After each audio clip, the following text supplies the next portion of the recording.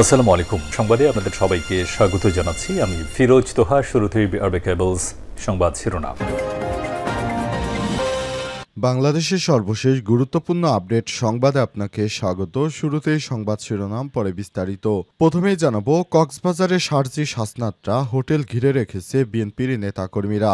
জুলাই গণ অভ্যুত্থানের 1 বছর পূর্তি দিনে জাতীয় নাগরিক পার্টি এনসিপি শীর্ষস্থানীয় নেতারা কক্সবাজারে গেছেন। তারা ইনানীর হোটেল সি পাল হোটেলে ওঠেন। তাদের অবস্থানের কারণে হোটেলটি ঘিরে বিক্ষোভ করছেন স্থানীয় বিএনপির নেতাকর্মীরা। এরপর জানাবো, ফেব্রুয়ারিতেই জাতীয় সংসদ নির্বাচনের ঘোষণা।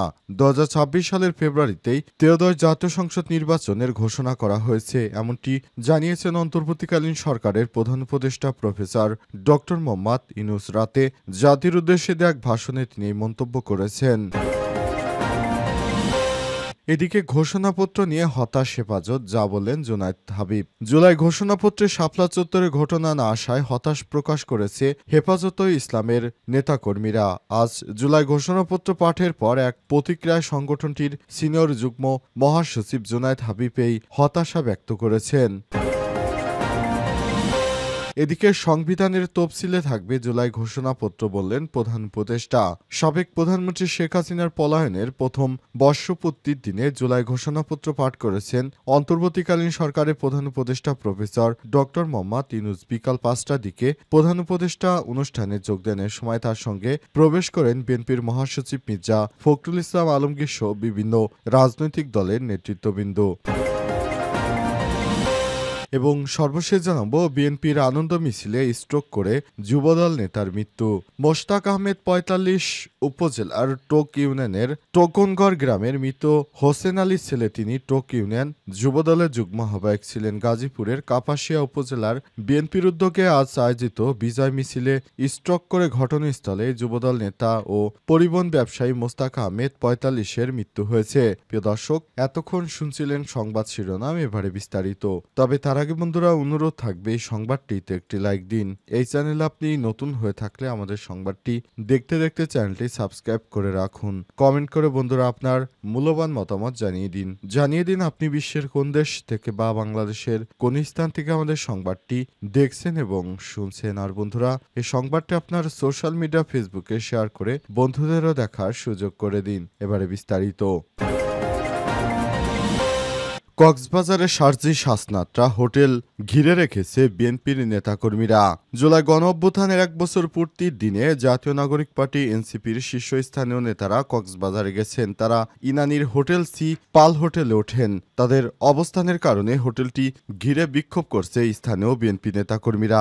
জানা গেছে, আজ বেলা 11টা 25 দিকে বাংলাদেশ এয়ারলাইন্সের একটি ফ্লাইট নং বিজি 433 এনসিপি নেতারা ঢাকা থেকে কক্সবাজার বিমানবন্দরে অবতরণ করেছেন। তারা হলেন দলটির মুখ্য সমন্বয়ক নাসির উদ্দিন পাটোয়ারি, মুখ্য সংগঠক উত্তরাঞ্চল শারজিস আলম, মুখ্য সংগঠক দক্ষিণাঞ্চল হাসনাত আব্দুল্লাহ ও জ্যেষ্ঠ যুগ্ম সদস্য সচিব তাসনিম জারা। সঙ্গে তাসনিম জারার স্বামী খালেদ সাইফুল্লাহ রয়েছেন, তিনি এনসিপির যুগ্ম আহ্বায়ক। কক্সবাজারের পুলিশ সুপার সাইফুদ্দিন শাহিন জানিয়েছেন, এনসিপির নেতারা হোটেল সিপালে আছেন। দুপুর 12টা 40 দিকে হোটেলটিতে ওঠেন তারা। সিপাল হোটেলের নিরাপত্তা কর্মকর্তা মনিরুজ্জামান এনসিপির 5 নেতা সহ 6 জনের উপস্থিতি তথ্য নিশ্চিত করে বলেছেন, তারা হোটেলের 5 তলায় 3টি কক্ষে উঠেছেন। সেখানে কোনো বিদেশিদের সঙ্গে মিটিং হয়নি। তাদের হোটেলে পিটার হাস নামের কোনো ব্যক্তি ওঠেনি। Cox's Bazar police super SP Saifuddin Shahin এনসিপির 5 নেতা সহ 6 জনের উপস্থিতি নিশ্চিত করেছেন। তিনি বলেন, হোটেলে সাবেক মার্কিন রাষ্ট্রদূত পিটার ডি হাস নেই। হোটেলে 3 জন চায়না নাগরিক রয়েছে। এনসিপি নেতাদের সঙ্গে কারো মিটিংয়ের বিষয়ে জানেন না বলে জানান এসপি। তিনি বলেন, যুক্তরাষ্ট্রের রাষ্ট্রদূত পিটার ডি হাস বাংলাদেশে নেই, তিনি বর্তমানে যুক্তরাষ্ট্রেই। সুতরাং বিএনপি নেতাকর্মীরা যা শুরু করেছে সেটা গ্রহণযোগ্য নয়। ফেব্রুয়ারিতে জাতীয় সংসদ নির্বাচন 2026 সালের ফেব্রুয়ারিতেই ত্রয়োদশ জাতীয় সংসদ নির্বাচন অনুষ্ঠিত হবে, এমনটি বলছেন অন্তর্বর্তীকালীন সরকারের প্রধান উপদেষ্টা প্রফেসর ডক্টর মোহাম্মদ ইউনূস রাতে জাতির উদ্দেশ্যে এক ভাষণে তিনি এসব কথা বলেছেন। প্রধান উপদেষ্টা বলেন, অন্তর্বর্তীকালীন সরকারের পক্ষ থেকে আমি প্রধান নির্বাচন কমিশনের কাছে চিঠি পাঠাবো যেন নির্বাচন কমিশন আগামী রমজানের আগে 2026 সালের ফেব্রুয়ারি মাসে জাতীয় নির্বাচন অনুষ্ঠানের আয়োজন করে। এ সময় তিনি স্বৈরাচার সরকারের তুচ্ছতাচ্ছিল্য দমনপীড়নে তরুণ শিক্ষার্থীদের কোটা বিরোধী বিক্ষোভ দাবানলে পরিণত হয় বলে উল্লেখ করেছেন। প্রধান উপদেষ্টা আরও বলেছেন, আজ 5ই আগস্ট জুলাই গণ অভ্যুত্থান দিবস, বাংলাদেশের ইতিহাসে এক অবিস্মরণীয় দিন। এই বছরের আগে এদিনে জুলাই গণ অভ্যুত্থানের পূর্ণতা পায়, দীর্ঘদিন ফ্যাসিবাদী শাসন থেকে মুক্ত হয় প্রিয় স্বদেশ।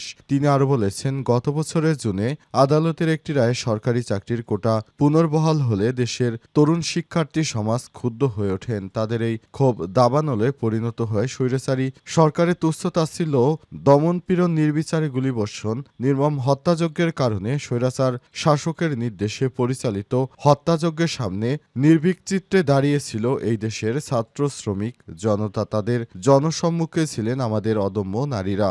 দেশকে স্বৈরাচার মুক্ত করতে অকাতরে জীবন উৎসর্গ করেছেন আমাদের দেশের সাধারণ জনতা। ঘোষণাপত্র নিয়ে হতাশ হেফাজত, যা বললেন জুনায়েদ হাবিব। জুলাই ঘোষণাপত্র শাপলা চত্বরের ঘটনায় না আসায় হতাশ প্রকাশ করেছে হেফাজত ইসলাম। আজ ঘোষণাপত্র পাঠের পর এক প্রতিক্রিয়ায় সংগঠনটির সিনিয়র যুগ্ম মহাসচিব জুনায়েদ হাবিব এই হতাশা ব্যক্ত করেছেন। তিনি বলেন, 2013 সালের 5ই মে রাজধানীর মতিঝিলে শাপলা চত্বরে হেফাজতের সমাবেশে এক রাতে লাখের অধিক গুলি চালানো হয়েছে। ফ্যাসিবাদের বিরুদ্ধে আন্দোলন করতে গিয়ে হাজার হাজার আলেম ওলামা জীবন দিয়েছেন। এটি ঘোষণাপত্রে থাকা দরকার ছিল। জুনায়েদ হাবিব আরও বলেন, জুলাই ঘোষণাপত্রের অনুষ্ঠানের শুরুতে কোরআন তিলাওয়াত করা হয়নি। এটি না করে 92% মুসলিমদের অন্তরে আঘাত দেওয়া হয়েছে। উল্লেখ্য, মঙ্গলবার জাতীয় সংসদের দক্ষিণ প্লাজায় জুলাই ঘোষণাপত্র পাঠ করেন অন্তর্বর্তীকালীন সরকারের প্রধান উপদেষ্টা প্রফেসর ডক্টর মোহাম্মদ ইউনূস। এই ঘোষণাপত্রে 28টি দফা যুক্ত করা হয়েছে। 1971 সালের স্বাধীনতা থেকে শুরু করে 2024 সালে জুলাই আন্দোলন এতে স্থান পেয়েছে। অধ্যাপক ডক্টর ইউনূস জুলাই ঘোষণাপত্র পাঠ করার সময় তার পাশে বিভিন্ন রাজনৈতিক দলের নেতারা পাশে ছিলেন। এসব নেতাদের মধ্যে বিএনপির মহাসচিব মির্জা ফখরুল, জামাত ইসলামের সেক্রেটারি জেনারেল মিয়া গোলাম পরোয়ার, এনসিপির আহ্বায়ক নাহিদ ইসলাম, নাগরিক ঐক্যের সভাপতি মাহমুদুর রহমান মান্না, গণ অধিকার পরিষদের সভাপতি নুরুল হক নূর সহ বিভিন্ন রাজনৈতিক দলের নেতৃত্ববৃন্দ সেখানে উপস্থিত ছিলেন। তাদের একটাই কথা, সেটি হচ্ছে যে কোনো মূল্যে শেখ হাসিনাকে দেশে এনে বিচার কার্যকর করতে হবে। সংবিধানে তফসিলে থাকবে জুলাই ঘোষণাপত্র, বললেন প্রধান উপদেষ্টা। সাবেক প্রধানমন্ত্রী শেখ হাসিনার পলায়নের প্রথম বর্ষপূর্তি দিনে জুলাই ঘোষণাপত্র পাঠ করেছেন অন্তর্বর্তীকালীন সরকারের প্রধান উপদেষ্টা প্রফেসর ডক্টর মোহাম্মদ ইউনূস। বিকাল 5টার দিকে প্রধান উপদেষ্টা অনুষ্ঠানে যোগ দেন। এ সময় তার সঙ্গে প্রবেশ করেন বিএনপির মহাসচিব মির্জা ফখরুল ইসলাম আলমগীর। ঘোষণাপত্র পাঠকালে প্রধান উপদেষ্টা ডক্টর মোহাম্মদ ইউনূস বলেছেন, 72-এর সংবিধানের অপপ্রয়োগ করে আকাঙ্ক্ষা পূরণে ব্যর্থ হয় তৎকালীন আওয়ামী লীগ সরকার। ছাত্র জনতার অভ্যুত্থানে রাষ্ট্রীয় সাংবিধানিক স্বীকৃতি প্রদান করা হবে। পরবর্তী নির্বাচিত সরকারের সংস্কারকৃত সংবিধানের তফসিলে এই ঘোষণাপত্র সন্নিবেশিত থাকবে। তিনি আরও বলেছেন, জুলাই অভ্যুত্থানের সব শহীদদের জাতীয় বীর হিসেবে ঘোষণা করে শহীদ পরিবার, আহত যোদ্ধা ও আন্দোলনকারী ছাত্র জনতাকে প্রয়োজনীয় সব আইনি সুরক্ষাও দেয়া হবে। তিনি আরও বলেছেন, জুলাই অভ্যুত্থানের সব শহীদদের জাতীয় বীর হিসেবে ঘোষণা করে শহীদ পরিবার, আহত যোদ্ধা ও আন্দোলনকারী ছাত্র জনতাকে প্রয়োজনীয় সব আইনি সুরক্ষা দেওয়া হবে। প্রধান উপদেষ্টা আরও জানান, সরকারি চাকরিতে বৈষম্যমূলক কোটা ব্যবস্থার বিলোপ ও দুর্নীতি প্রতিরোধে বৈষম্য বিরোধী ছাত্র আন্দোলন চলাকালে আওয়ামী লীগ সরকার কর্তৃক ব্যাপক দমনপীড়ন, বর্বর অত্যাচার ও মানবতা বিরোধী হত্যাকাণ্ড চালানো হয়েছে, যার ফলে সারা দেশে দলমত নির্বিশেষে ছাত্র জনতার উত্তাল গণবিক্ষোভে গণ অভ্যুত্থানের সৃষ্টি হয়। তখন শেখ হাসিনা কোনো উপায়ন্ত না দেখে ভারতে পালিয়ে যেতে বাধ্য হয়েছে বলেও জানান তিনি।